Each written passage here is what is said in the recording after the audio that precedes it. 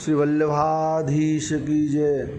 जय श्री कृष्णा वैष्णव। आज हम आपको जो कल की वीडियो में हमने आपको बताया था कि ठाकुर जी का प्रादुर्भाव अवतार कैसे हुआ, आज हम आपको कंस के बारे में बताएंगे। और जो देवकी के 6 पुत्रों का कंस ने वध किया वो पूर्व जन्म में कौन थे और मथुरा नगरी किसकी थी, हम सब इसका विस्तार से बताएंगे। इससे पहले आपने हमारे पुष्टि सत्संग सागर रिठौरा को सब्सक्राइब नहीं किया है तो कृपया करके उसको सब्सक्राइब करें और चैनल को आगे से आगे बढ़ाएं। ये जो भागवत हम आपको बता रहे हैं, मूल भागवत बता रहे हैं, ये अत्यंत गोपनीय है। आपको इसके श्रवण मात्र से, आप इसको श्रवण करोगे तो ठाकुर जी की विशेष कृपा होती है। इसमें ठाकुर जी ने बोला भी है कि श्लोकम भागवतम चापि श्लोकार्थ पाद में वा लिखितम तिष्ठते यस्य गृहे तस्य वसाम्यम।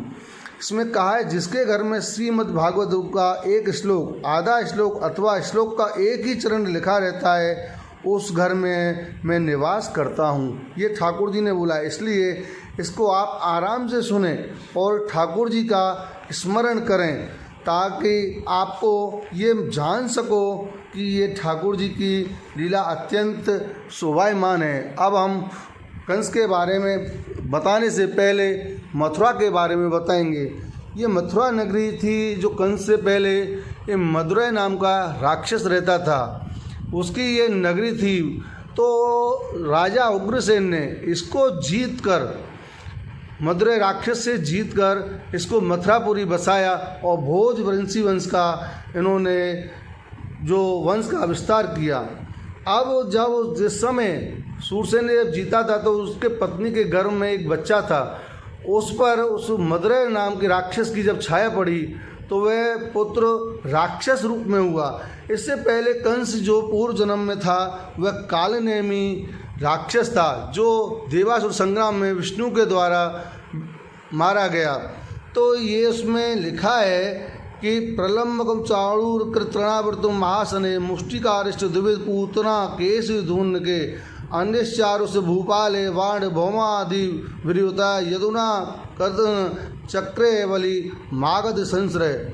जब कंस ने जब जन्म लिया तो वह अत्यंत डरावना भयंकर हुआ और जब बड़ा होते ही वह बड़ा बलवान था। श्री सुखदेव जी कहते हैं कंस एक तो बड़ा बलवान था, दूसरे वह जरासंध का दामाद था। मगध के राजा जरासंध की बहुत बड़ी सहायता से उसे प्राप्त थी। और जब कंस क्रूर कर्म पर उतर आया तो ये जैसा आदमी होता है वैसी उसके पास भीड़ आकर जुड़ जाती, क्योंकि कंस क्रूर था तो क्रूर लोग अब उसके पास आने लगे। अब तक तो उसके पास कुछ राक्षसी और मानुषी कर्म थे, अब वह बिल्कुल राक्षस बन गया।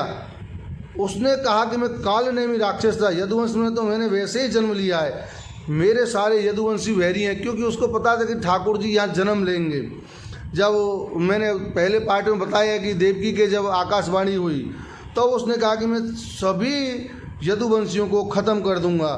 तो वो उसके पास जैसे वो राक्षस था तो धीरे धीरे राक्षसपन को प्रकट होते ही प्रलम्ब, वकासुर, चाणूर, तृणावर्त, मुष्टिकासुर, द्विविध, पूतना, केसी, धेनुकासुर, बाणासुर, भौमासुर आदि जितने दैत्य राजा थे वे सबके सब इसके पास आए और बोले कि हम तुम्हारी सहायता करेंगे, हम तुम्हारे सहायक हैं। और कौन ऐसा है जो हमारे सामने बोलने वाला है। वहाँ पर असुरों का एक बड़ा समुदाय संगठन हो गया, तमाम असुर इकट्ठे हो गए और इकट्ठे होकर उन्होंने तय किया कि जितने यदुवंशी हैं उन सबको खत्म कर दिया जाए, इनकी स्त्रियों को भी मार डाला जाए।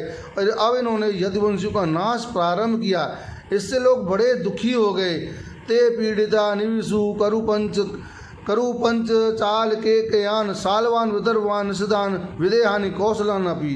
कहते हैं कि सारे यदुवंशी थर्रा गए, सारा यदुकुल कांप गया कंस के अत्याचार से। और यह सुना कि किसी को जीवित नहीं छोड़ेगा तो लोग भागने लगे। भागकर कई कुरु देश में गए, जैसे पांचाल, केकई, विदर्भ, निषेध, विदेह और कौशल इत्यादि देशों में जाकर बसने लगे, क्योंकि अब इस राज्य में कोई बचाव नहीं था। दुष्ट के राज्य में सिवाय भागने के और क्या उपाय है। बल अपने पास नहीं, सारा बल उसके पास है। कंस महाबलवान था और तमाम महाक्रूर निर्दयी राक्षस उसके साथ आ गए। ऋषि मुनि और ब्राह्मणों का कहीं सम्मान नहीं रहा, बस अत्याचारी पराकाष्ठा होने लगी तो सब लोग भागने लगे। जब ये कंस का अत्याचार बढ़ गया तो सब लोग भागने लगे। जब कंस ने कहा कि भाई देवकी वसुदेव को कि आपने मुझे जो सत्य वचन बोला था, कहा कि मैं अपने पुत्रों को लाके दूंगा, तो इसमें एक प्रश्न आता है कि ठाकुर जी और उससे पहले संकर्षण, जिसको हम बलराम जी कहते हैं, उनसे पहले जो 6 पुत्र थे वो अपने प्रकट होने से पहले उनकी मृत्यु क्यों की गई? क्योंकि भगवान बड़े कृपालु होते हैं।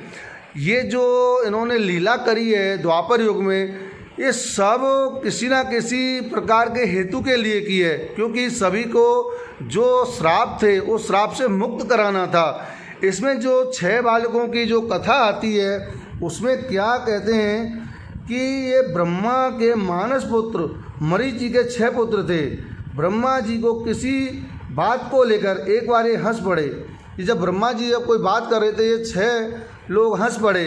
ये समझने की बात है कि दूसरे की किसी दोस्त की बात को देखकर जब कोई हंसता है तो उसे बहुत खराब मालूम देता है। ब्रह्मा जी के मन में कोई क्रोध नहीं था, परंतु ब्रह्मा जी ने यह शिक्षा देने के लिए कोई आदमी किसी की हंसी ना उड़ावे, हंसे नहीं, किसी का जी ना दुखावे, साफ दे दिया कि तुम लोग असुर हो जाओ, जाओ तुम राक्षस हो जाओ।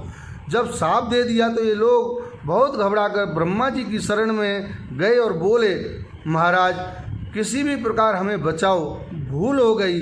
भूल हो जाने पर जो भूल मान लेता है उसके लिए रास्ता निकल आता है। जब उनको अपराध अपना मालूम हुआ तो ब्रह्मा जी की शरण में जाके उन्होंने कहा, प्रभु हमको अब क्षमा कर दो। उनकी विनती पर ब्रह्मा जी प्रसन्न होकर बोले, भैया अब जो हो गया सो हो गया। अब तो वैवस्वत मनवंतर के 28वें चतुर्युगी में जब द्वापर आएगा उस समय भगवान श्री कृष्ण अवतीर्ण होंगे। उस समय उनका झूठा भोजन और चिट खाकर तुम लोग श्राप से मुक्त हो जाओगे। प्रभु ने, ब्रह्मा जी ने प्रसन्न होकर उन्हें यह वरदान दे दिया। इसके बाद वे 6 बालक असुर होकर हिरण्याक्ष के लड़के कालनेमि के यहाँ पैदा हुए। कालनेमि के 6 पुत्र हुए, परंतु उनका पूर्व संस्कार था, उनका जो पूर्व संस्कार था वो तो अच्छा था, सात्विक थे, ब्रह्मा जी की मरीचि जी के पुत्र थे। तो जहाँ भगवान की वो उपासना होती है वो अपने अंतर जो पूर्व जन्म के स्मरण से भगवान की उपासना करने लगे। इससे इनके बड़े प्रबल संस्कार थे। भाग्यवश उन्होंने इस प्रकार का साथ प्राप्त कर लिया, परंतु संस्कार अच्छे थे इसलिए अच्छे संस्कारों में रहना पड़ा उन लोगों को, और प्रभु का नित्य निरंतर स्मरण करते रहे। अच्छे संस्कार को देखते राक्षस लोग खुशी नहीं होते, तो हिरण्याक्ष को बड़ा दुख हुआ कि ये हमारे कुल में पैदा होकर भगवान की उपासना कहते हैं। तो यह हिरण्याक्ष को बुरा लगा और उन्होंने कहा, तुम हमारे बैरी की उपासना करते हो, जाओ तुम्हें तुम्हारे पिता के द्वारा ही तुम्हारी हत्या होगी। अब ये जब उनको श्राप मिल गया, एक बार जब देवासुर संग्राम हुआ तो कालनेमि का वध हो गया। कालनेमि का जब वध हो गया, अब उन्होंने श्राप तो दिया हिरण्याक्ष ने, अब वो श्राप पूरा कब हो ये सोचकर नारद जी ने भगवान से प्रार्थना करी कि प्रभु इन बालकों को जो श्राप मिला हुआ है, और ब्रह्मा जी ने भी कहा है कि आपका ये झूठन उच्छिष्ट खा के इनको मुक्ति मिलेगी। तो उन्होंने कहा, प्रभु आप पहले मत जाइए, ये जो 6 बालक हैं इनके जो पिता के द्वारा जो हत्या लिखी गई है वो हत्या उनको होने दो। तो ये वसुदेव जी के देवकी के 6 बालक हुए। इन 6 बालकों का उद्धार आवश्यक था, इसलिए ये कंस के हाथों 6 के 6 मारे गए। इसलिए नारद जी की यह योजना थी कि इन मरीचि पुत्रों का उद्धार करना है। यदि भगवान पहले से ही कंस को मार दिया तब ये नहीं मरेंगे। इसके बाद ये पिता न मालूम कहाँ पैदा होगा, क्योंकि अगर प्रभु पहले पैदा हो जाते, कंस को अगर मार देते तो फिर उसको क्या पता पूर्व जन्म में कहाँ मिले, और फिर उनको मरीचि पुत्रों को भटकना पड़ेगा, और अगर इसकी मृत्यु हो गई तो हम कहाँ जाएंगे।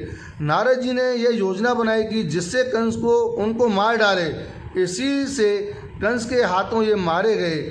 ये प्रभु ने जो लीला रची उस द्वारा मरीचि के 6 पुत्रों का उद्धार किया। इसमें प्रभु ने कहा है कि जो मुझे मेरे भक्त जैसे प्रेम से पुकारते हैं, चाहे वो शत्रु रूप में करें चाहे वो भक्त के रूप में। प्रभु के लिए भागवत जी में लिखा है कि मेरे लिए चाहे पशु पक्षी यक्ष किन्नर नाग मनुष्य भूत पिशाच सभी मेरे लिए समान है, मेरी दृष्टि में सब एक समान है। तो प्रभु ने जितने जो पूर्व जन्म में जो पूर्व के युग में जो श्रापित थे उनको श्राप मुक्त करने के लिए तथा अपने जो निज जन जो भक्त हैं उनको जो प्रेम भक्ति रस देने के लिए उन्होंने ठाकुर जी ने अपने ब्रज में आए। ब्रज में जो उन्होंने लीलाएं की हैं महाअलोक लीलाएं। देखो ये जो भागवत है ना, ये कोई छोटा मोटा ग्रंथ नहीं है। इसको समझने के लिए क्या धीमे धीमे स्टेप बाय स्टेप जब हम आगे बढ़ेंगे तब हमारे अंतर मन में उतरेगी। ये अंतर मन में उतारने के लिए आपको नित्य प्रति सत्संग सुनना पड़ेगा, ताकि आपको जो अंतर्भाव में जो प्रभु के प्रति रस प्रकट हो, ये ब्रज में जो ब्रज के प्रति रस प्रकट हो, इसके लिए भागवत जो है वो प्रभु श्री कृष्ण का मुख है। और भागवत में सुखदेव जी ने कंस का नाम नहीं लिया। क्यों? क्योंकि कंस जो था वो राक्षसी था, उसमें राक्षसी प्रवृत्ति ना आए, इसीलिए ठाकुर जी ने और सुखदेव जी ने कंस को दूसरे माध्यम से रखा। और अगर आपको वैष्णव कोई प्रश्न हो तो आप कृपया करके कमेंट में लिख के हमको ज़रूर बताइए। जय श्री कृष्णा।